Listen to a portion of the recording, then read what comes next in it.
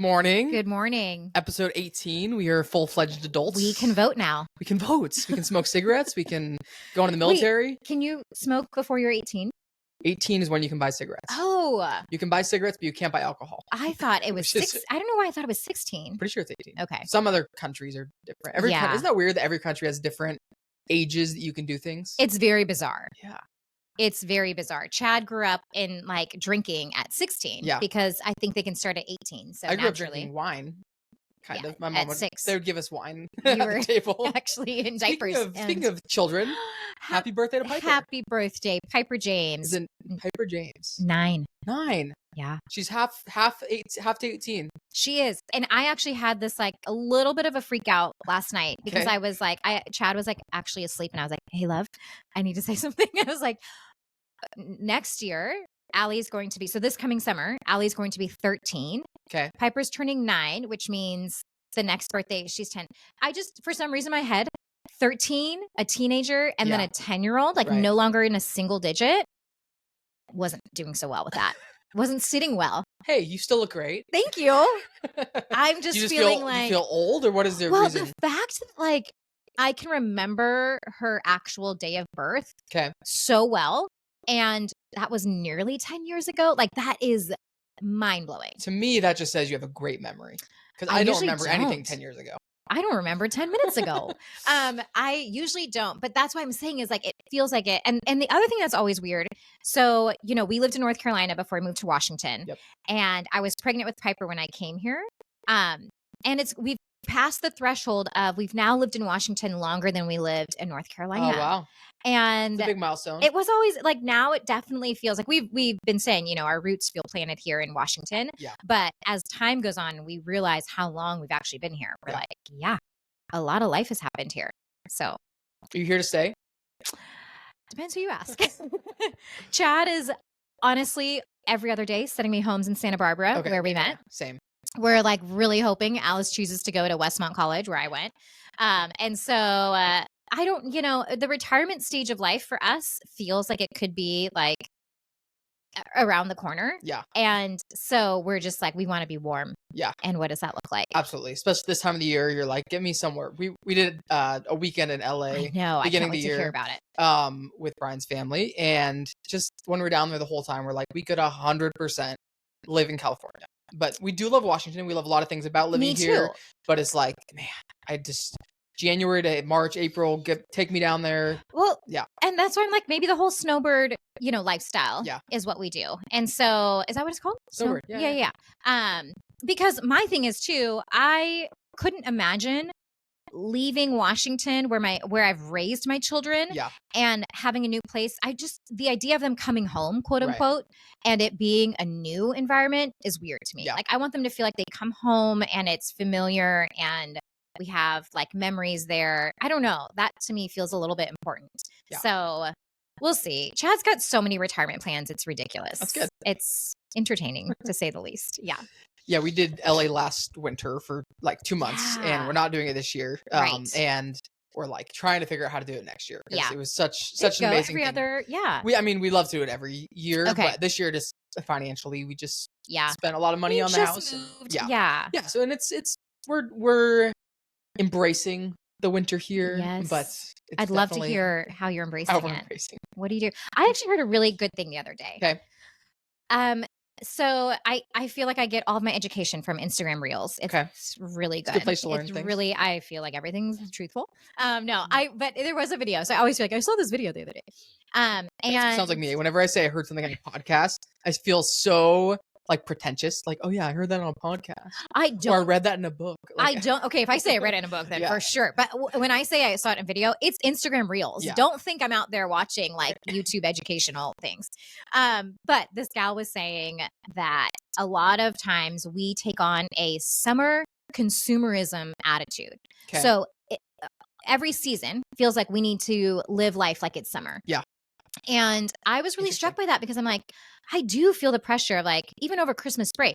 It was weird for me to say we didn't go anywhere. We didn't really do anything. We just let ourselves be. But the reality is that's probably one of the healthiest things we could have chosen to do for our family.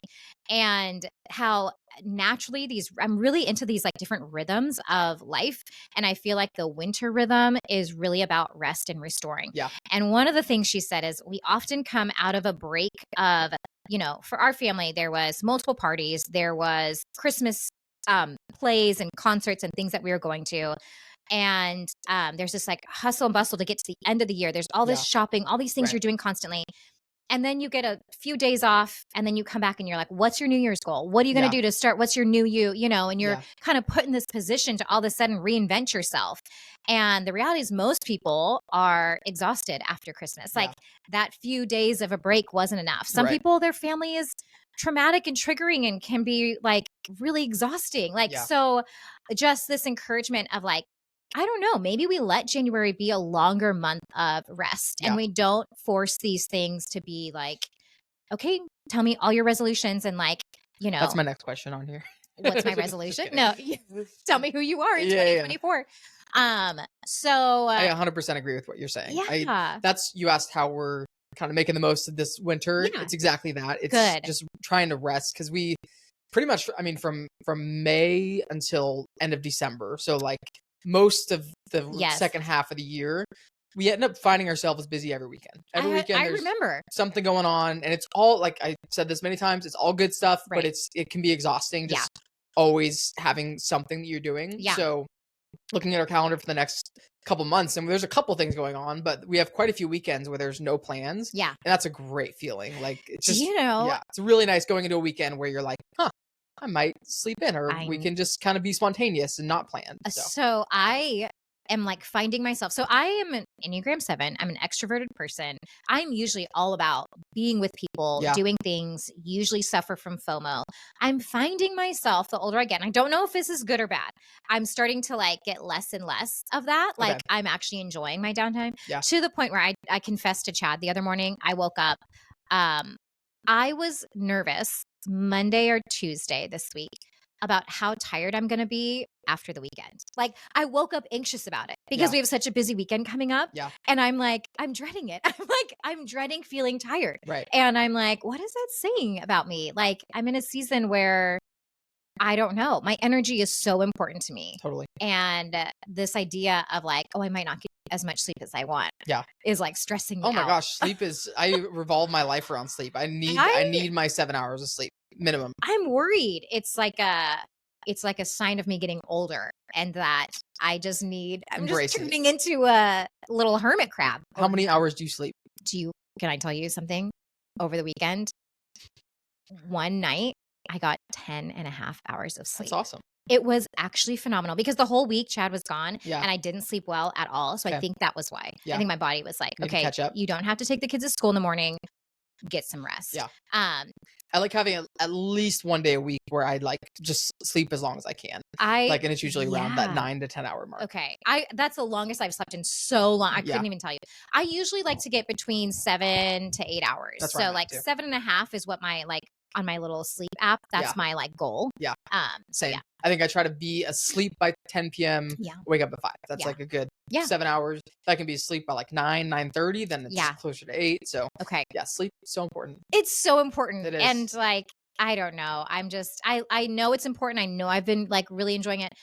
It also makes me a little weary about how much I'm getting into it. I woke up at 4 this morning. Natural. Did you? Yes. We're in sync here. I was stressing. Were you awake? I didn't get up at 4. I also didn't get up at 4. I woke up at 4. I was like very awake and alert. And then I ended up going back to bed, woke up at 5. And I woke up at 5 feeling very tired. I'm like, I should have just stayed up at 4. Like if my body's awake, like just, I don't know, just stay up, I guess. But, I know. There's a fine line. I would say, because usually I'm awake closer to 6. Some mornings it's before 6. But if I woke up and it was like 5:02, and I would have been like, let's just start the day. Yeah.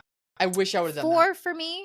I'm like, that's aggressive. That is aggressive. I don't like waking up in the 4s, but I'm like, if my body is awake, it's right. Like, if I went back to sleep, so I entered the next REM cycle or whatever, and then interrupted that. So then I woke up feeling super tired. Yeah. So sleep is weird. I want to study like sleep and how to maximize. Oh man, I used to tease Chad so much about tracking his sleep, and now I'm so into it. I'm like, oh my gosh. The one night that I got 10 and a half hours, I think I got 3 hours of REM, which is like 2 is great. 3 is phenomenal. So I was like, oh my gosh. Anyway. Awesome.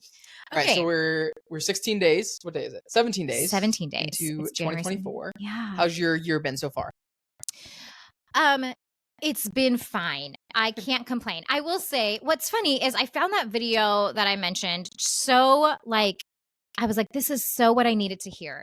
At the same time, the very beginning of the year, I actually did feel refreshed. And I was like, I have my word of the year is peace. And I was like, I'm going to start coming to the office and I'm going to start doing these. I was like really motivated and excited. Yeah. And I won't say that I've lost any of that, but I will say like, I want to make sure, I think sometimes I get like overly excited and then I'm like overly committing to things. Yeah. And so I want to make sure I still preserve this season of rest. Yeah. And so, Chad was gone all of last week. He was in England visiting a friend. And I'm not going to lie, it was a long week. Like I was single momming it. I have so much appreciation for people that are single parents that do military stints.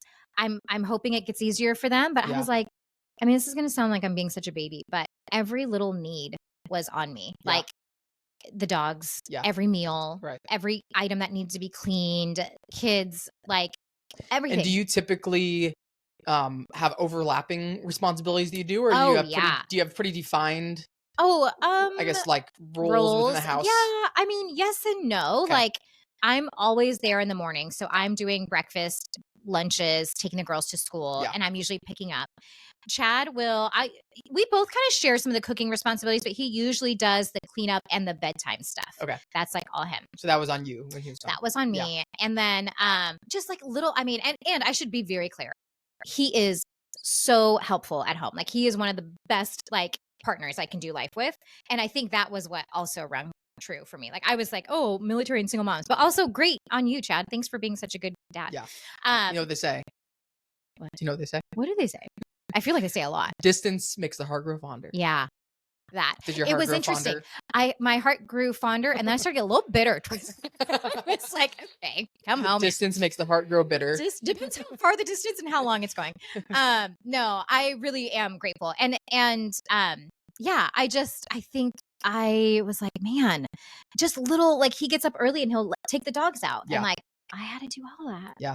So anyways, but not much has been going on. We had another cheer competition a couple weekends ago. We've got our state championship this weekend. So I've been helping with the cheer squad. But I will say like, it's been kind of a quiet first couple of weeks. And that's good. I'm okay with that. That's in line with the rest thing. Yeah. Yeah. How about you? How's your... I gave you a little bit of just a little hints on this earlier. Foreshadowing. It's been okay. It's been kind of a weird start to the year. Right. I went into 2024. I am very much like a New Year's resolution person. Yeah. Maybe to a fault. Like I really love the new year as like a fresh start and all that. So I was very excited going into the new year, and it's just there's been a lot of kind of weird negative things that have happened. Right. But those have been accompanied by some really great things at the same time. Yeah. So, and I think that's just life. Like there's really good things that happen and bad things that happen and good days and bad days. But it feels like there's been more bad things than I would have liked for the first 2 weeks of the year. So, yeah, I mean, where should we start? Should we talk about bad stuff first or good stuff? It's good stuff first. Let's start with the bad. Okay. And we can end with the good. And I don't want to dwell on this stuff too much, but I'll just kind of give an update on things that have been happening. Tell us. Yeah. So first couple things you know about, but the big thing was that Jake with Howdy Bagel tragically passed last weekend.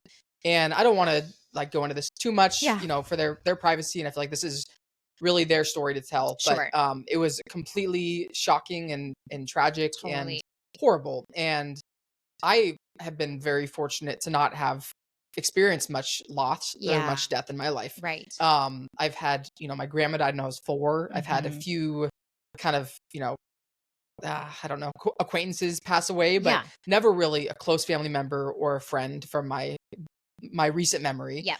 And not that Jake and I were like super close, but we were friendly and we had dinner plans with them. And so it was the first friend that I've lost, and it hit me pretty hard. Sure. And it's kind of, since it happened, 10 days ago, I feel like I can't stop thinking about it. Like, it's just like present in my brain at all times. And so just kind of processing that has been weird. And I can't imagine what Daniel's going through and what his family's going through, and their staff at Howdy Bagel. And what's been kind of cool to see is how much the community has rallied around this, and they've raised $250,000. I haven't checked in a few days, but more than that. Wow. I didn't realize it was that high. Yeah. Which is going to go towards, helping continue paying their staff while Howdy Bagel's closed, and a few other things. But, so that's been pretty heavy on my mind. That's huge. Yeah. Yeah. So that was that. Stevie, I've told you about Stevie's issues the last week or so. Oh, so she's starting to feel better, I think, the last couple of days. Yeah. But when we were out of town, the dog sitter let us know that she threw up, and that she was just kind of really low energy.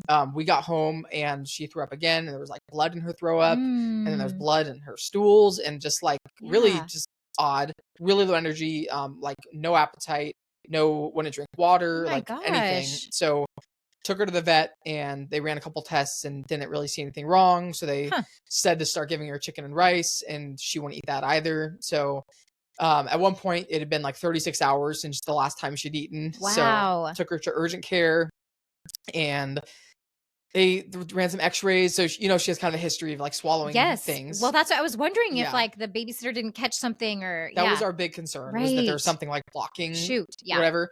But they didn't see anything on the x-ray. Okay. So we still don't really know what caused all of this, but she's slowly starting to eat again, and she still wants to drink water. So we're like putting chicken broth in her food and stuff. So she's slowly starting to feel better. I took her on a walk yesterday. It was the first mile walk we've been on in a while, and she seemed high energy. So she's on the mend. Yes. Yeah. That's good. But that's been like a week and a half of just like, it's weird. I feel like with humans, if humans get a cold or a stomach bug, you're like, oh, it's nothing. Like, it's you'll feel better in a few days or in a week.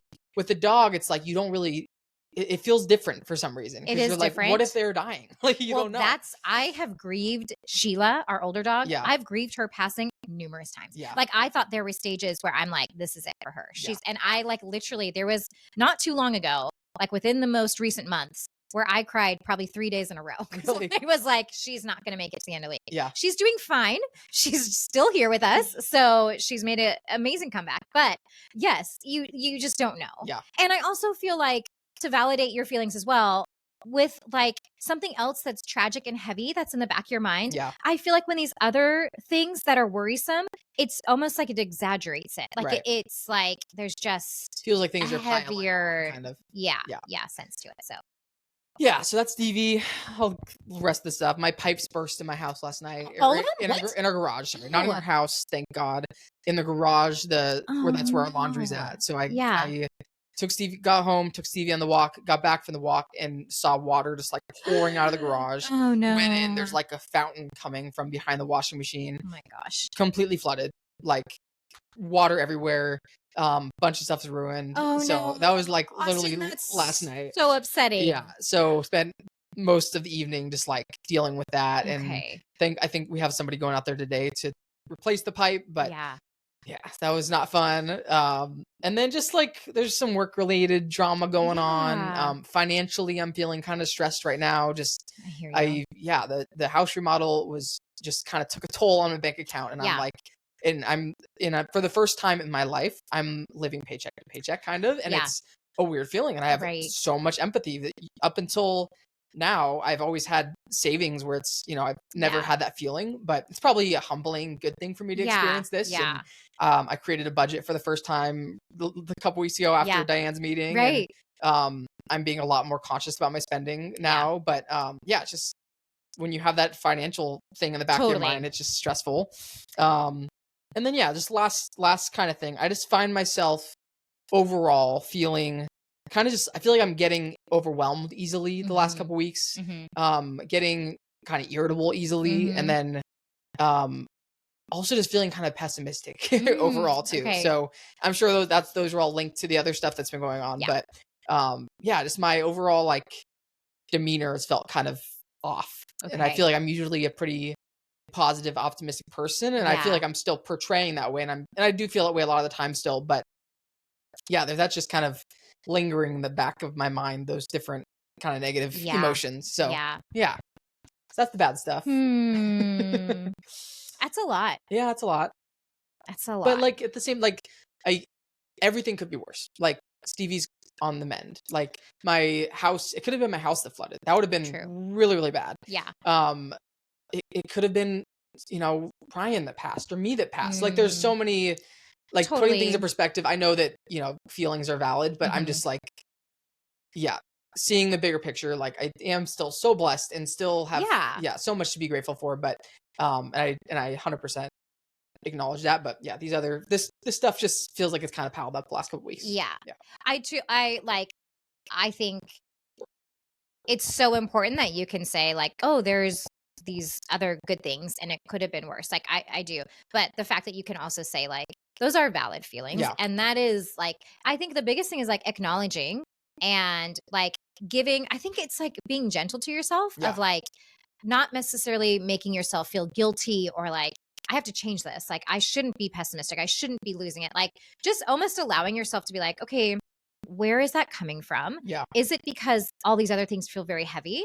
And like, what can I do? Like, what can you do for yourself to be like, give yourself space, give yourself extra time. Like, I think margin to rest or to be alone, like what restores your cup. If you're somebody who is similar to Chad, where it's like that alone time or that, you mentioned off camera, like you're being intentional to wake up early and get your workout in. Like, I bet that's actually so good for you in so many different ways. But like finding those little ways of like just being extra gentle to yourself, right? I think is really, really helpful. Yeah. I agree.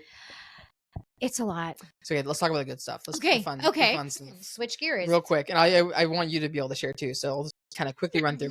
I mentioned we went to LA for the weekend to visit Brian's family. That was amazing.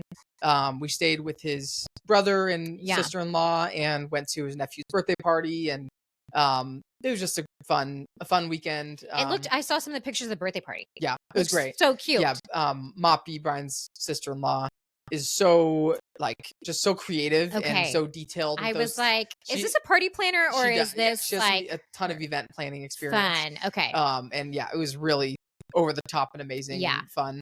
So that was in a beautiful park. Are you familiar with like the Pasadena area? No. Okay. Like if you named a park, I'd be there's right next to Pasadena, there's a neighborhood called San Marino. Okay. Which is a very bougie, expensive neighborhood. Yeah. A lot of movies are filmed there. Like, trying to think, like Father of the Bride was filmed there. Oh yeah. I think the movie in The Holiday was in that neighborhood. So really, the house. Great in The Holiday. Locations. Yeah, great houses. So we were there and just like looking at Redfin, looking at all the listings around us. But yeah, that was fun. And then the last day there, we spent the whole day. We dropped Brian's parents off the airport at like 5 a.m. and then we drove to Malibu and watched the sunrise.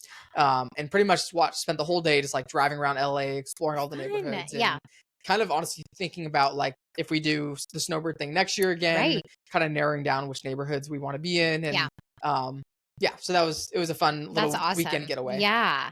So that was LA. Okay. Other fun things, we booked a Japan trip. So we're going. Yes. Oh my gosh. When are you going? We're going end of April, early May. We're going for about 10 days. Cool. Found amazing flights, direct flights using airline miles. And then Brian has a bunch of hotel points saved up from one of his consulting days. So flight and hotel are free and we'll be able to, spend our money on food and entertainment and stuff. Love it. That'll be a blast. Yeah. We applied for the Amazing Race. I was going to ask about this. Oh my gosh. Yeah. I saw your post. I'm so excited. What happens next? We just wait. There's no way to follow up. There's no way to it's a waiting period now. What did you do to apply? What was that like? So you film a video. You have to film like a 3-minute video. And we watched a lot of example videos to see like what other people do. And it was pretty much, we just did it in kind of one take. We figured out kind of the structure that we wanted to go through. Okay. Other people kind of did a bunch of theatrics, like, I don't know, making their videos more like exciting or fun. We really what we heard like a casting person say. Yeah, we did a lot of research beforehand. Good for you. And they're like, the goal of this video is just to show off your personalities and your like banter and your relationship. Like that's what we're looking for in this video. Yeah. So we just kind of made a video of just like talking about ourselves and our relationship and why we want to be on The Amazing Race. Yeah. And everything. So oh my gosh, it's very fun. So yeah, I mean, I won't be able to do any updates on that probably because even if they do reach out, like I'm sure we have to sign an NDA or something. Oh, sure. Okay. So this is the update. This is it. This is all you're gonna know until it's released. Until it's on air. Until we have our viewing party. Yeah. Okay. Yeah.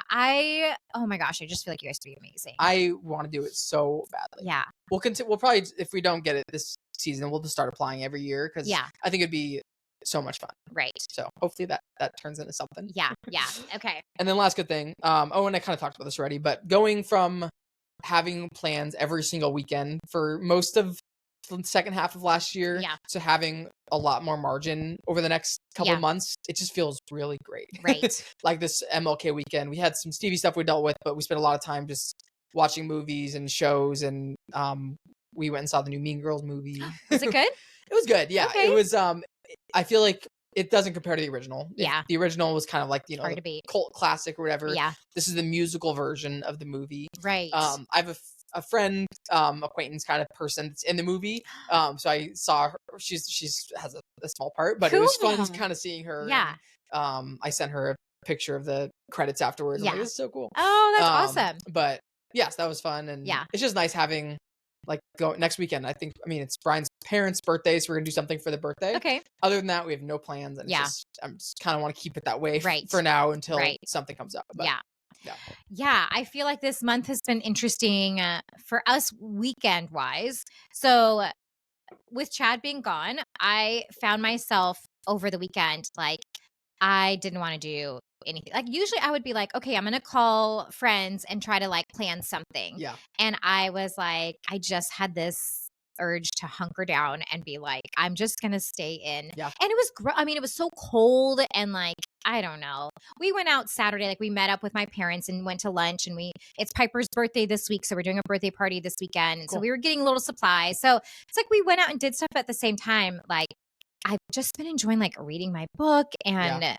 just my girls are really funny. They're at this stage where they can be the best of friends and they are totally content hanging out, entertaining each other. And then they can also be the worst of enemies. It's like there's very rare in between. And worst of enemies where they're like literally physically fighting each other. Oh, wow. And I did not. Are you pulling them apart? Well, here's the thing. I don't know. I didn't grow up with a sibling close to my age. Okay. So number one, I don't know what that's like. Like it's hard for me to be like, when I had my sister or brother, I would do this. So I feel like a disadvantage in parenting siblings. Okay. And then it's just, I don't know. It's very chaotic. It like creates like instant anxiety when they start to do this. And my voice falls on deaf ears. Like they don't respond to me. So eventually I like lost it one day and just like, they were on their iPads playing games next to each other and started like physically hitting and kicking and all this stuff. And so I like closed both of their iPads. I'm like screaming at this point, like, you're in your rooms, separated. Nobody talk to each other. And then I got that walking pad. Remember I told you I was buying that? And I like walked for 30 minutes and like let myself calm down. And then I went and talked to them. But it was just like, and it's like, I'm finding myself having these conversations, which is kind of a nice stage of parenting, of reasoning. Yeah. Of like, hey, like, it shouldn't take me 5 times to say something before I get your attention. It shouldn't take me going from 0 to 100 vocally to get your attention for some sort of response. Like, so I was able to kind of have that conversation and set some like, moving forward, I'm going to say something one time. And if I don't hear a response or I don't, get the reaction I'm looking for, like we're going to start consequences. We're going to start taking things away and blah, blah, blah. So is one of them the instigator in these? It's hard to tell. Okay. It's hard because, I don't want to blast my kids on here, but it is tricky. It's like, Piper's the youngest, so it's very natural that Allie gets blamed because she's older and you're like, have the maturity to just stop. when I was talking to them and having my reasoning conversation, Allie was a little bit like, I think what's happening is we both want to be the last one to have the last word. Oh, so we're both stubborn in that regard. So neither of us wants to stop, because like if I hit her last, she then wants to hit me one more time. Yeah. And then I'm good. So it's like this back and forth. Right. Piper is pretty logical. So sometimes we're like, did you start it, or did you just call your sister out on what's probably true and she didn't like that, and so she reacted? It's hard to know. So I don't know. I mean, jury's out. Yeah. But you have an older brother. I do. What's your age difference? 3.5 years. Okay, same. So like as a mom, what did you physically fought growing up? What? I don't think that's actually impressive. So. I mean, we definitely like butted heads, especially I remember I was kind of an annoying younger brother. When he got his driver's license, he would be driving me somewhere and I'd be like, don't speed, I'm gonna tell mom if you speed, or like just being an annoying that's hilarious sibling. That's how you would annoy him, by following the rules. Yeah. But it's funny because now I'm a big I speed every day, right? And I don't know why to break the rules. I do. I love that's funny. I think that was something that I don't know when that switch happened, but I think I was a pretty strict rule follower for my childhood, and then at some point there was something that happened where I'm like, okay, so many rules are just stupid. So. Yeah. But yeah, I don't think we really got into like physical altercations, but we definitely went through different stages, like where, like you said, like we were best friends, and then we would be, I don't know about worst enemies, but it's pretty harsh. Yeah. I mean, I assume it's worst enemies because of the way they're talking to each other, but it's really, I mean, yeah. And then the thing is like what I forget, because in the moment, my mind is like, this is the end of their relationship. It's so dramatic in my mind. And then 5 minutes later, everybody's calm. And they're like at one point they were separated. And well, first off, Allie comes out and she's like, is it okay if I apologize? Can I have my iPad back? And at first I was like, oh, she's going to apologize. And I was like, no, your motivation is to get your iPad back. So I nixed that. I was like, no, your motives are still off. And then Piper came out and she was like, is it okay if I show Sissy something? And I thought, she's done an apology letter, or she's made her something. And it was like, she has these markers that can connect, and she made a sculpture. It was, so I was like, no, you guys, I feel like they're oblivious. Yeah. And so, the separation was actually a reprieve for them, which is good. I mean, it was helpful for everybody, but well, they're lucky to have parents that care and that want to do the right thing. I feel like there's, I don't know, so many kids grew up with parents that aren't as present and there, and it's cool that you're able to step in and to Chad tries to remind me of that often, of he's like, because he, with his line of work, he has gone to some very traumatic scenes, and he's like, we are doing just fine, and he does remind me, he's like, you have to remember, our kids are safe and they're loved, and if they fight, that does not mean we're bad parents, and so there is that. I just finished a book called Demon Copperhead. Yes. Well, no, only from you. Okay, yeah. So it won a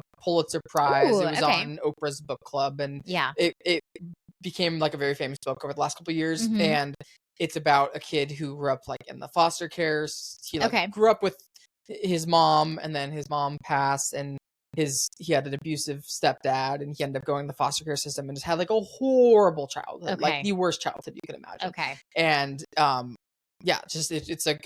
it was a good perspective. This is a fictional story, but it's people's real experience, right. This kind of thing. Yeah. So it's the book was hard for me to look away from. It's kind of like a train wreck. It's just getting worse and worse and worse, and then a little bit better for a second, and then worse again. And but it just made me so grateful. There's so many realities out there that are just so tragic. And, to even have parents that care and that, that's such a blessing. So, yeah, 100%. Yeah. So I think I was telling you about that as also my weekend of just didn't feel motivated to go too much.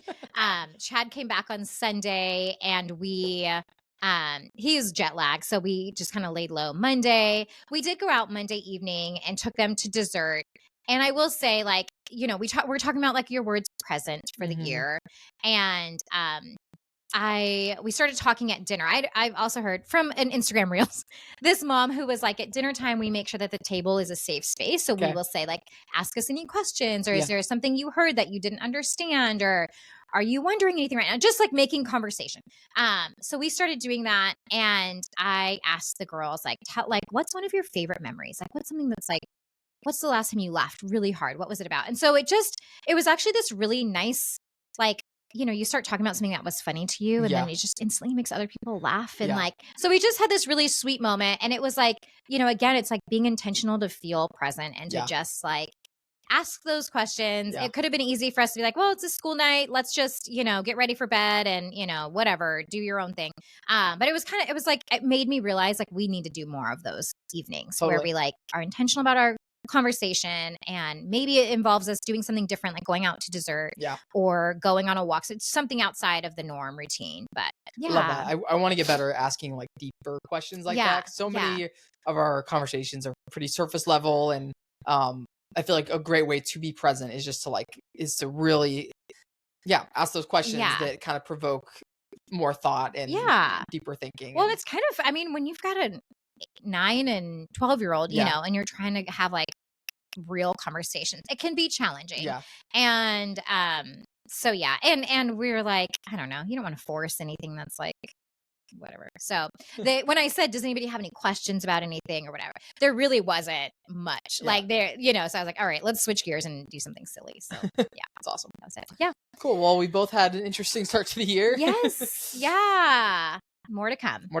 Yep. Thanks, Jamie. Thanks, Austin. Episode 18. Good we're chatting. Full-fledged adults. Let's go. Vote. Be 21 soon. That'll be exciting. That's really exciting. Should we film our 21st episode at a bar with cocktails? Sure. Maybe not at a bar, but here. Let's have cocktails. We can bring champagne. Yeah. Okay. I'm here for that. Thanks, Jamie. Okay, bye.